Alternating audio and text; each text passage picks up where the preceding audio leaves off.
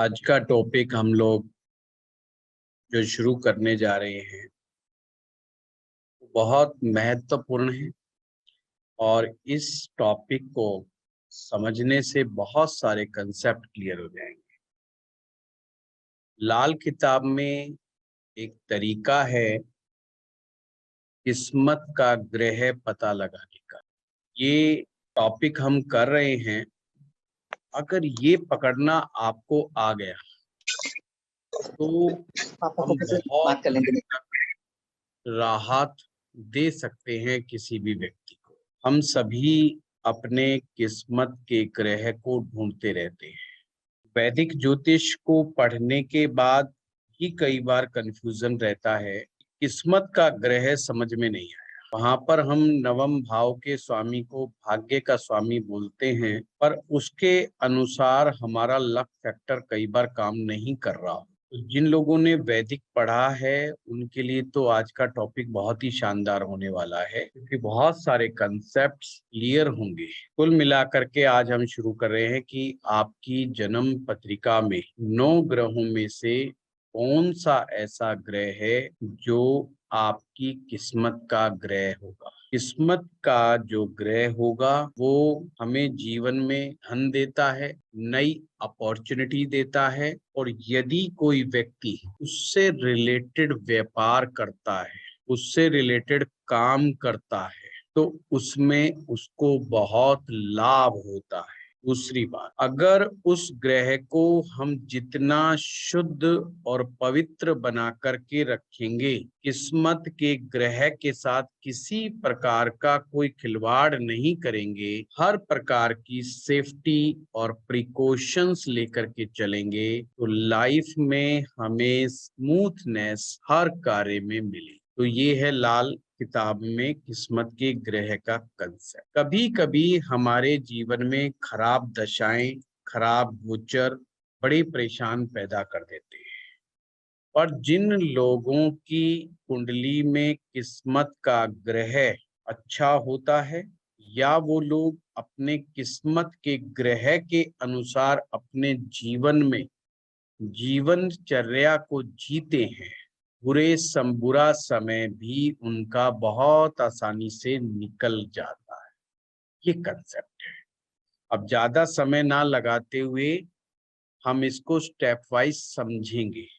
तो सभी लोग अपनी अपनी कुंडली साथ में बना करके रखें, और 4 स्टेप में समझाऊंगा। बहुत सिंपल स्टेप है, समझते जाना, और अपने आप अपनी किस्मत का ग्रह भी साथ के साथ में समझते जाना है, ताकि आज की क्लास को सीखने के बाद आपके हाथ में एक बहुत ही उम्दा ज्ञान की चाबी हो कि आज आपने अपनी जन्म पत्रिका का किस्मत जगाने वाला ग्रह समझ लिया है, और फिर उसको कैसे संभालना है, कैसे नहीं संभालना, इस पर हम टॉपिक पर चर्चा करेंगे। नंबर 1, हमारी जन्म पत्रिका का, ये फर्स्ट स्टेप बता रहा हूं मैं आपको।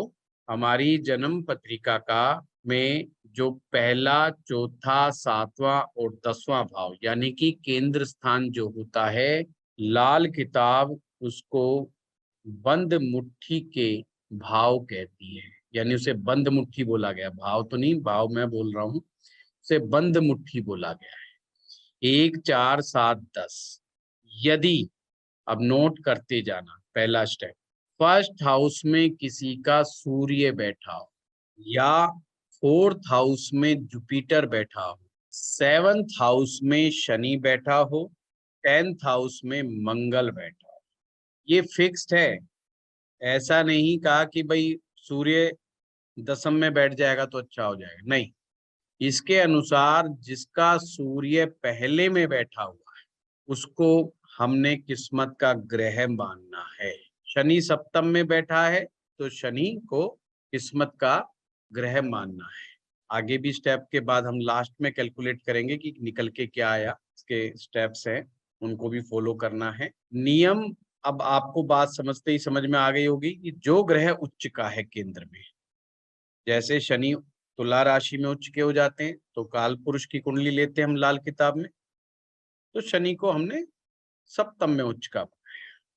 मंगल ग्रह मकर राशि में उच्च के होते हैं तो दसम में मंगल को उच्च को बना दिया, और गुरु कर्क राशि में उच्च के होते हैं तो चौथे भाव में गुरु को उच्च का।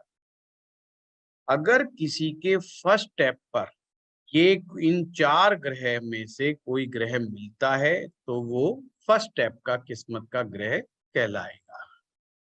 स्टेप नंबर 2, अब कुछ ऐसे होंगे जो हमारे जैसे जिनका फर्स्ट स्टेप पे नहीं मिला, तो उनको लाल किताब ने हर किसी के लिए कोई ना कोई दरवाजा खोल के रखा हुआ है। और ध्यान रहे, हर व्यक्ति की जन्म पत्रिका में एक किस्मत का ग्रह जरूर मिलता ही मिलता है। और आज आपको जीवन में आने वाली दरिद्रता का भी पता लगेगा कि लोग गरीब क्यों होते हैं। लोगों की गरीबी के पीछे ये किस्मत का ग्रह ही जिम्मेवार होता है। जिसका किस्मत का ग्रह जितना ज्यादा उम्दा होगा उतना ही ज्यादा उसको जीवन में अच्छे अवसर प्राप्त होंगे, अच्छा धन प्राप्त होगा, मान सम्मान प्राप्त होगा, और जीवन में स्मूथली वो व्यक्ति अपने कार्यों को अंजाम देगा। स्टेप नंबर 2 क्या है? मुट्ठी से बंद मुट्ठी से बाहर, बंद मुट्ठी से बाहर उच्च के ग्रह। बंद मुट्ठी से बाहर यानी कि केंद्र स्थान से बाहर भाव में अगर कोई ग्रह उच्च का हो तो सेकंड स्टेप ये है। तो इसमें क्या नोट करेंगे आप? दूसरे भाव में चंद्रमा, तीसरे भाव में राहु, छठे भाव में बुध और राहु, नवम भाव में केतु, 12वें भाव में शुक्र। ये भी वही वाली बात है कि शुक्र मीन राशि में उच्च के हो जाते हैं इसलिए 12वें भाव में उच्च के, चंद्रमा वृष राशि में उच्च के होते तो सेकंड हाउस में चंद्रमा। वही कंसेप्ट है वैदिक का, बस यहाँ पर लाल किताब में हमने काल पुरुष की कुंडली को लिया, राहु केतु को छोड़ के बाकी जो ग्रह है जैसे वो उसी पोजीशन पर बैठा। स्टेप नंबर 3 अब सिंपल है, बहुत आसान है। स्टेप नंबर 3, जो ग्रह जिस राशि में स्वग्रही होता है पर काल पुरुष की, ये ध्यान रखना, काल पुरुष की, जैसे मंगल की राशियां 2 हैं, मेष राशि और वृश्चिक राशि। तो पहले भाव में मंगल हो या 8वें भाव में मंगल हो, समझ में आ गई बात। शुक्र की राशियां 2, वृष राशि और तुला राशि, यानी कि भाव नंबर 2 में और भाव नंबर 7 में शुक्र हो। बुध ग्रह यदि तीसरे भाव में हो या छठे भाव में हो, चौथे भाव में चंद्रमा, यानी ये बता रहा है कि अपनी राशि में बैठा हुआ ग्रह है। तो यहाँ राशि का कंसेप्ट तो है नहीं लाल किताब में, यानी कि अपने भाव में बैठा हुआ, अपना मालिक, अपने घर का मालिक, जैसे चौथे भाव का मालिक चंद्रमा, तो अगर वो अपने ही घर में बैठा है तो ये किस्मत का ग्रह माना जाएगा। इसी प्रकार से सूर्य पंचम भाव में बैठा हो, यानी वो 5 सिंह राशि का स्वामी है, तो 5वें भाव में बैठा हुआ सूर्य, छठे में बुध, 7वें में शुक्र, 8वें में मंगल, और नवम भाव और 12वें भाव में गुरु, धनु राशि और मीन राशि, 10वां भाव में शनि और 11वें भाव में भी शनि। अब इसमें कोई भी रॉकेट साइंस, सिर्फ एक बार पहले 2 स्टेप में हमने उच्च के ग्रहों को लिया है, बस राशि ना मान करके उन भाव को, जिस भाव में ग्रह उच्च का हो जाएगा वो लिया है। और तीसरे स्टेप में ग्रह का जो मालिक भाव है, यानी अपने अपने भावों के जो स्वामी हैं, तो उनके अंदर हमने उसको लिया है। इसमें कोई भी मैंने नई चीज नहीं कराई है सिवाय राहु केतु को छोड़ करके फर्स्ट सेकंड स्टेप। समझ में आई बात? बहुत सिंपल है। या तो व्यक्ति का पहले स्टेप पर मिल जाएगा किस्मत का ग्रह, अगर पहले स्टेप पे नहीं मिले तो हमने सेकंड स्टेप पर जाना है। अब सेकंड स्टेप पर भी नहीं मिले तो हमें थर्ड स्टेप पे जाना है। अब थर्ड स्टेप पर भी नहीं मिले तो फोर्थ स्टेप उठाना है। और ये ध्यान रखते जाए, जितने स्टेप पीछे चलते जाएंगे हमें लेट मिलेगा उतना ही मामला गड़बड़ है। चलिए, अगर इन 3 स्टेप पर नहीं मिलता तो चौथे स्टेप पर चलना है। और चौथा स्टेप के का तरीका क्या है? सबसे पहले नवम भाव में किस्मत का ग्रह खोजना है, यानी कि 9th हाउस में कौन सा ग्रह है। अगर 9th हाउस में कोई ग्रह बैठा है तो भाई इससे आगे नहीं बढ़ना। अगर 9th में मिल गया तो तुरंत राउंड लगाओ, वही आपकी किस्मत का ग्रह है। आगे जब ही बढ़ेंगे जब हमें अगर नहीं मिलता तो उससे आगे जाना। अगर नवम में किसी का कोई ग्रह बैठा हुआ है तो चाहे वो कोई सा भी फिर ग्रह बैठा हो, वो ही किस्मत का ग्रह हो जाएगा। पॉइंट समझे कि नहीं समझे? जैसे हमने स्टेप में लिखवाया है कि केतु नवम में बैठा हो किसी का तो किस्मत का ग्रह, या गुरु नवम में बैठा हो तो किस्मत का ग्रह। पर यदि नवम में किसी का बुध बैठा हो तो फिर क्या करेगा? तो मेरा कहने का मतलब है, अगर उसे 3 स्टेप तक कोई भी किस्मत का ग्रह नहीं मिलता, चौथे स्टेप पर वो जाता है, देखता है नवम भाव में बुध है तो बुध ही उसका किस्मत का ग्रह हो जाएगा। फिर वहां वो स्वग्रही और उच्च वाला चक्कर नहीं है किसी का। अगर यहाँ पर भी नहीं मिलता, हाँ मीना जी। नमस्कार गुरुजी। गुरुजी बीच में आपसे पूछ रही हूँ, जैसे अगर वो तीसरे पॉइंट के अंदर हमारे 4 ग्रह स्वग्रही हो जाते हैं, हम किसे मैं किस्मत का? बताऊंगा अब, हाँ वो मैं बताऊंगा। अभी तो कंसेप्ट मैंने अभी पूरा समझाना है। कईयों के 3-4 मिल जाएंगे, बड़े आराम से मिल जाते हैं। ये बहुत एक नॉर्मल सी सिचुएशन है, उसको कैसे उनमें से छांटना है। ये देखिए, ये लाल किताब एक्सपर्ट के लिए, उसकी एफिशिएंसी यहीं पर चेक होती है अगर वो सही सही किस्मत का ग्रह डायग्नोज करने में कामयाब हो गया। क्योंकि ये इसमें इफ एंड बट बहुत लग जाते हैं कई बार, और उसको वहां पर बड़ी सावधानी पूर्वक छांटना पड़ता है। पर जैसे मैं स्टेप बाय स्टेप आराम से बताता जा रहा हूँ वैसे समझते चले जाओ, बिल्कुल 1% दिक्कत नहीं है। नवम भाव में अगर ग्रह नहीं मिलता, यानी नवा भाव खाली हो तो जाना है तीसरे भाव में। आप एक कुंडली बना लो, लिख दो नवम से जाओ तीसरे में, है तुरंत पता लग जाएगा। तीर बना दो, 9th में अगर नहीं मिला, पर ये जब ही जाना है जब 9th खाली ना मिले, तो तीसरे में जाना है। जो तीसरे में बैठा मिल जाएगा तो फिर वो किस्मत का ग्रह हो जाएगा। और अगर तीसरा भी खाली हो जाए तो अपनी गाड़ी घुमा लेनी 11वें भाव की तरफ। फिर देखना कि 11वें भाव में कोई ग्रह तो बैठा है कि नहीं बैठा है। अब 11वें में कोई ग्रह बैठा है तो ठीक है, वो किस्मत का ग्रह हो जाएगा।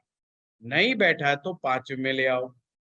9वें से गए हम तीसरे में, तीसरे से गए हम 11वें में, और 11वें में भी नहीं मिला तो हम आ गए 5वें में। पर ये स्टेप जब ही बढ़ेंगे जब हमें ग्रह वहां पर बैठा हुआ नहीं मिला, ये ध्यान रखना है। 5वें से जाएंगे हम दूसरे में, और दूसरे में भी नहीं मिला तो जाएंगे छठे में। वैसे इतने तक पहुंचते नहीं है लोग, फिर भी लिख लो, नियम तो नियम। और छठे से चले जाओ 12वें में, और 12वें तो से जी आपने चले आओ 5वां बताया था। 8वें में। 5वें से जाना है दूसरे में, अगर 5वें में कोई ग्रह नहीं मिलता तो फिर जाएंगे दूसरे में, और दूसरे में ना मिले तो छठे में आ जाओ।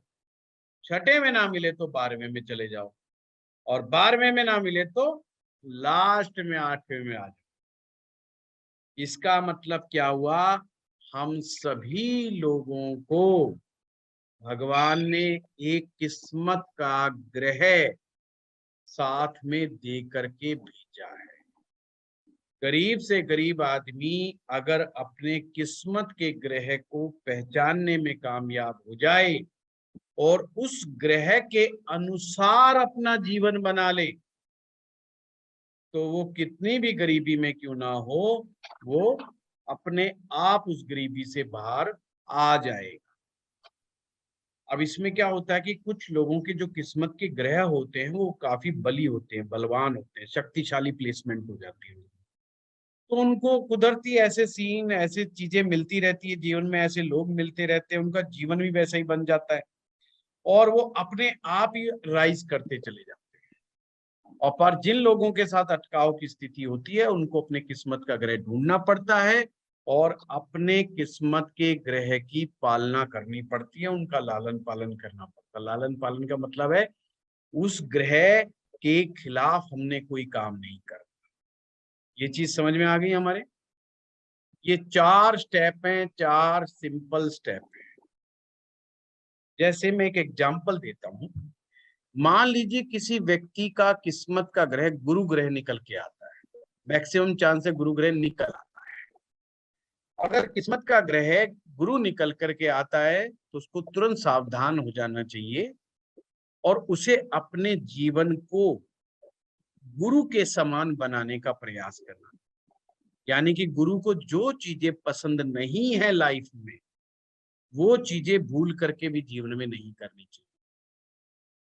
और उस व्यक्ति को इन सभी चीजों का पालन सुबह उठते ही, जब वो सुबह सुबह उठता है और अपने पूरे 24 घंटे के दौरान ऐसा कोई कार्य ना करे जिससे कि किस्मत वाला ग्रह है उसका खराब हो जाए। जैसे गुरु ग्रह कैसे खराब होता है? नॉनवेज का सेवन करने से, शराब का सेवन करने से, बदनियति रखने से, ज्ञान की अवहेलना करने से, गुरुजनों और विद्वानों का सम्मान ना करने से, गुरुजनों की का अपमान करने से गुरु ग्रह खराब हो जाता है। बड़े बुजुर्गों की सलाह ना मानने से गुरु ग्रह खराब हो जाता है। आप यदि शिक्षा की तरफ ध्यान नहीं देते, आप कोई नई चीज नहीं सीखते, तो भी गुरु ग्रह खराब हो जाता है। आप पुस्तकों का अध्ययन नहीं करते, तो भी गुरु ग्रह खराब हो जाता है। मान लीजिए किसका भी किस्मत का ग्रह अगर गुरु निकले, उसको सबसे बड़ा अच्छी तरीका क्या है? हमेशा पुस्तक साथ, दिन में जरूर पुस्तक पढ़े। और यदि वो पुस्तक आध्यात्मिक होगी, समाज सुधार के लिए होगी, जीवन को अच्छा बनाने के लिए होगी, अच्छे बदलावों के लिए होगी, क्योंकि पुस्तक में गुरु का वास है, शिक्षा में गुरु का वास है, स्कूल में गुरु का वास है। तो उसे इन सब चीजों को जितना अच्छे से सहज करके रखेगा, पॉजिटिव चीजों को, गुरु की पॉजिटिव चीजों को, और चुपचाप वो शिक्षा के क्षेत्र में चला जाए, टीचर बन जाए, लेक्चर बन जाए, प्रोफेसर बन जाए, तो क्या होगा कि वो उसकी किस्मत एकदम सही सही काम करना शुरू कर देगी। ऐसा वो करोड़पति अरबपति ना बने, पर उसका गुजारा चलता रहेगा बड़े अच्छे से। ये ध्यान रखिए, बड़े अच्छे से चलता है। तो हम कुंडली में भी देखेंगे कि कहीं उसका गुरु ग्रह खराब तो नहीं हो रहा, क्योंकि जो किस्मत को जगाने वाला ग्रह ही खराब पड़ा होगा तो उसको उतनी ही ज्यादा स्ट्रगल का सामना करना पड़ेगा। पर फिर भी अगर हम प्रिकॉशंस लेते रहें, गुरु के प्रति ऐसा कोई काम ना करें जिससे गुरु ग्रह आपका खराब होता हो, तो हमारे को गुरु सपोर्ट करेगा। धर्म स्थानों में जाना, धर्म स्थानों में जाकर के साधु संतों के प्रवचन सुनना, तीर्थ यात्रा करना, ये सभी आपके गुरु ग्रह को ठीक बना करके रखते हैं। और अगर बच्चों की शिक्षा के लिए आप कुछ अच्छा सा कर सकते हो तो उनकी मदद करो, ये गुरु ग्रह के लिए अच्छा है। आध्यात्मिक दृष्टिकोण अपनाना, तो इसी प्रकार से आप सभी जानते हैं हर ग्रह के अपने कुछ नियम है कि किस ग्रह के साथ क्या करने से कौन सा ग्रह नाराज हो जाता है, कौन सा ग्रह खुश हो जाता है। कुल मिलाकर के हमें अपने किस्मत के ग्रह को खुश रखना, क्लियर करना। अब हम आते हैं फिर से इस पॉइंट पर, किसी का फर्स्ट स्टेप पर मिला क्या? अरविंद जी का मिल गया? मिला सर, मिला। मिल गया। कहा कौन सा ग्रह मिला? मिल गया। कौन सा ग्रह मिला? एक मिनट, सारे मत बोलिए, समझिए, दूसरों से समझने से भी समझ में आ जाता है। हाँ मैं बोलूं सर? हाँ हाँ अरविंद जी बताइए। मेरा है शनि। शनि सप्तम में बैठा हुआ है। तो जैसे सर ने कहा कि सप्तम भाव में शनि बैठा है, तो शनि क्या हो गया? हमारा किस्मत का ग्रह हो गया। और अगर ऐसे में मैं मीना जी की बात का जवाब दे रहा हूँ, कुछ लोगों का हो सकता है फर्स्ट स्टेप पर 2 मिल जाएं, ऐसा भी तो हो सकता है किसी का पहले में सूर्य भी बैठा हो और शनि भी साथ में बैठ जाए, तो किस्मत के ग्रह कौन हो गए? 2 हो गए। अब आप एक है ना सीरीज बना लीजिए जिसे हम बोलते हैं लाल किताब के ग्रहों की होरा। होरा तो आप अच्छी तरह समझते हैं, सूर्योदय वाली, जिस दिन सूर्योदय होता है वो वाली, सुबह सुबह जो सूर्योदय के समय जो होता है वो सूर्य की होरा का समय होता है लाल किताब के अनुसार। परंतु सबसे पहली होरा जो शुरू होती है लाल किताब के अनुसार अप्रोक्सीमेटली सुबह 4 बजे से होती है 6 बजे। 4 से 6 बजे तक जो होरा रहेगी वो गुरु की होरा रहेगी, गुरुवार की, बृहस्पति। और ये फिक्स है। अच्छा, जैसे हमारे वैदिक में तो क्या है कि हर डे का अलग अलग बदलता जाता है, इसमें फिक्स्ड रहेगी भाई, सुबह 4 बजे से 6 बजे तक बृहस्पति का समय कहलाएगा। और यह मान के चल रहा अप्रोक्सीमेटली 6 बजे सूर्योदय, ये अप्रोक्सीमेटली, मतलब इसको पक्का मत लेना, टाइम बदलता रहता है सूर्योदय का। सर्दियों में थोड़ा आगे हो जाता है, गर्मियों में और पहले हो जाता है। मैं फिर भी एक मोटा मोटी समझाने के लिए कर रहा हूँ। ये 6 से 8 सूर्य, तो पहली होरा गुरु की, दूसरी होरा सूर्य की, और फिर होरा आएगी चंद्रमा। 2-2 घंटे आगे करते जाना। ये उपाय करते समय बड़ी काम आएगी ये होरा, इसलिए मैंने लिखवा रहा। सूर्य के बाद चंद्रमा, चंद्रमा के बाद मंगल, और मंगल के बाद शुक्र की होरा हो जाएगी। शुक्र के बाद बुध की होरा हो जाएगी, और बुध के बाद राहु की होरा, राहु ग्रह की होरा। बुध के बाद राहु की होरा, और राहु के बाद शनि की होरा, शनि के बाद केतु की होरा। इस तरीके से ये होराएं चलती है, और ये फिक्स है। उस बीच में कोई उपाय नहीं होगा जब होरा नहीं। अब हमें समझने वाली बात क्या है। अब जैसे एक व्यक्ति है जिसकी कुंडली में 2 ग्रह मिल गए किस्मत के, सूर्य भी मिल गया और शनि भी मिल गया, तो आपने देखना है इस सीरीज में सूर्य पहले आता है कि शनि पहले आता है। तो आप क्या देखते हो, सूर्य पहले आता है, क्योंकि सबसे पहले बृहस्पति, नंबर 2 पर सूर्य। अब जिनका 1 है उनको तो टेंशन ही नहीं है, उनका तो किसी से मुकाबला ही नहीं, किसी दूसरे ग्रह से मुकाबला है ही नहीं, 2 में से कोई एक छाटना ही नहीं है। यहां तक पॉइंट समझ में आया? हाँ जी, हाँ जी। जिनका 1 है उनका क्रिस्टल क्लियर मामला है, उनको टेंशन लेने की जरूरत नहीं है। इसी प्रकार से सेकंड स्टेप पर तो चांस यही है कि 1 ही मिलेगा। थर्ड स्टेप पर आएगा समस्या, क्योंकि वहां पर स्वग्रही ग्रह है, स्वग्रही मिलने के चांस ज्यादा है। किसी के 2 मिल जाएंगे, किसी के 3 मिल जाएंगे, तो वहां पर भी निर्णय ऐसे ही होगा, निर्णय ऐसे ही होगा कि किस ग्रह की होरा ज्यादा, मतलब सबसे पहले आ रही है। जैसे मान लीजिए किसी व्यक्ति की जन्म पत्रिका में 9वें भाव में गुरु बैठ जाए, क्योंकि स्वग्रही हो गया, और दूसरे भाव में शुक्र बैठ जाए, और 5वें भाव में सूर्य बैठ जाए, तो वो व्यक्ति क्या कहेगा, उसको किस्मत के 3 ग्रह मिल गए, शुक्र भी मिल गया, सूर्य भी मिल गया, और गुरु भी मिल गया। पर उसको निकालना तो एक ही ग्रह है, तो एक ग्रह कैसे निकालेगा? इसमें देखो, बृहस्पति पहले है कि सूर्य पहले है कि शुक्र पहले है? तो सबसे पहले गुरु आएगा, तो गुरु यहाँ पर जीत जाएगा, और 3 में से गुरु ग्रह किस्मत का ग्रह मिल जाए, बन जाएगा। और अगर गुरु नहीं है तो फिर ये देखो कि सूर्य पहले है कि शुक्र पहले है, तो कहेंगे सूर्य पहले, तो सूर्य किस्मत का ग्रह बन जाएगा। अब चलो, ये भी नहीं है, हम कहते हैं कि दूसरे भाव में शुक्र बैठा है और शनि 10वें भाव में बैठा है, तो कौन बनेगा किस्मत का ग्रह? शुक्र बनेगा या शनि बनेगा? शुक्र बनेगा। शुक्र। सिंपल। तो इस सीरीज के अनुसार आपने ये चाटना, जो नंबर 1 पोजीशन पे आएगा, नंबर 1, नंबर 2, जो सबसे पहले आएगा वो किस्मत का ग्रह माना जाएगा।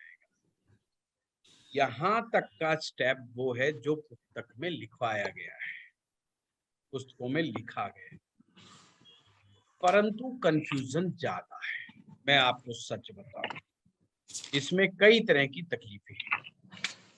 अब हम एक बात और मैं भूल गया, जो पुस्तक में लिखा गया है कि जन्मदिन, जैसे किसी का रविवार का जन्म हो, संडे का, जैसे मेरा रविवार का जन्म है, और सूर्य की होरा में ही जन्म हो जाए, ये बात नहीं है। वैसे सूर्य की होरा क्या मतलब, सुबह 6 बजे से 8 बजे के बीच में अगर बर्थ टाइम हो तो ऑटोमेटिक सूर्य ग्रह हमारा किस्मत का ग्रह हो, पर वार भी वही होना चाहिए और उसी होरा में जन्म होना चाहिए, तो वो भी किस्मत का ग्रह बन जाता है। सर प्लीज वापस बताइए ना, सॉरी। वार और वार की होरा मतलब ग्रह की होरा अगर एक ही हो तो वह ग्रह भी किस्मत का ग्रह बनता है, पर ये चांस बहुत कम होता है, इसलिए इसके चांस कम है। गुरुजी राहु केतु के लिए कौन सा वार लेंगे? लेना ही नहीं है, उसकी कोई होरा नहीं। राहु केतु की होरा है, पर उसके वार के लिए विद्वानों के मतभेद है। बार नहीं है। जैसे राहु के लिए बुध ले लेते हैं, केतु के लिए शनि ले लेते हैं, कुछ लोग संडे को ले लेते हैं, वो अलग अलग मत है। उनका बार है ही नहीं। हाँ, उनका कोई ऐसा फिक्स वार नहीं है। अब मेरा अनुभव क्या कहता है, क्योंकि ये किस्मत लाल किताब में किस्मत के ग्रह को लेकर के मेरे ख्याल से मैं जितना कंफ्यूज रहा शायद कोई और नहीं रहा हो। जैसे किसी व्यक्ति का सेकंड स्टेप पे भी किस्मत का ग्रह मिल गया, बन गया।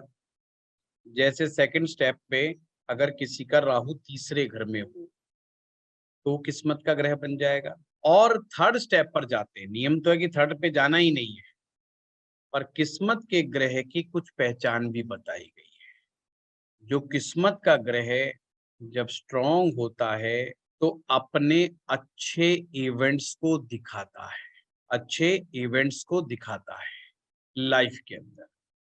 तो मेरा अनुभव कहता है आपका जो भी ग्रह किस्मत का ग्रह बने, उससे रिलेटेड इवेंट्स, रिलेटिव और सिचुएशन को देखिए, क्या वो आपको के लिए मददगार साबित होते हैं।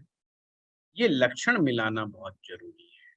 अगर नहीं है तो कहीं ना कहीं हमसे कोई चूक हो रही है, गलती हो रही है।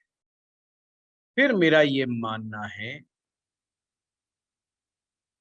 कि नेक्स्ट स्टेप के ऊपर जो किस्मत का ग्रह मिलता है उसका, उस ग्रह को भी देखिए, क्या आपकी लाइफ का संबंध उस ग्रह से कितना गहरा है, और आप जब उस ग्रह के अनुसार कार्य करते हैं तो आपको कितना प्रॉफिट बनता है, नहीं बनता है, मिलता है या नहीं मिलता है।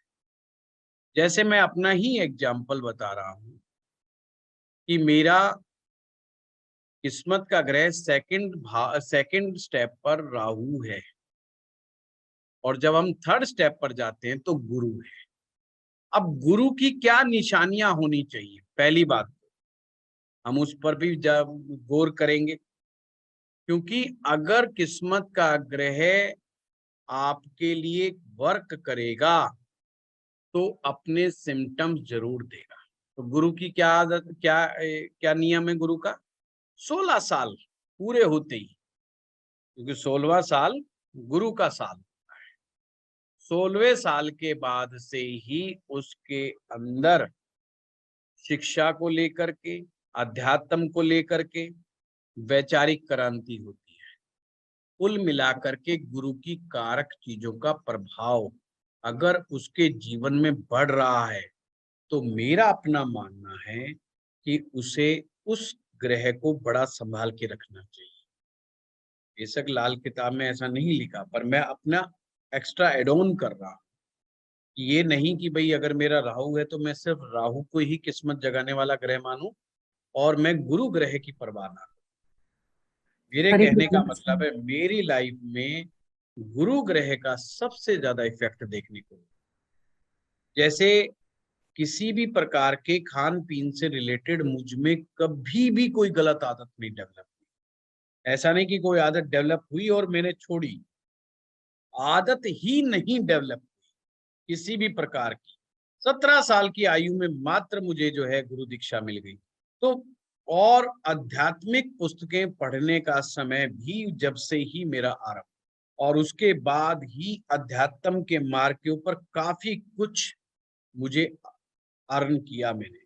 और जैसे ही दूसरा चक्कर बृहस्पति का चलेगा 32वें वर्ष में, नेट 32 की एज में मुझे मेरा किस्मत चमकाने वाला मुझे प्रोजेक्ट मिला।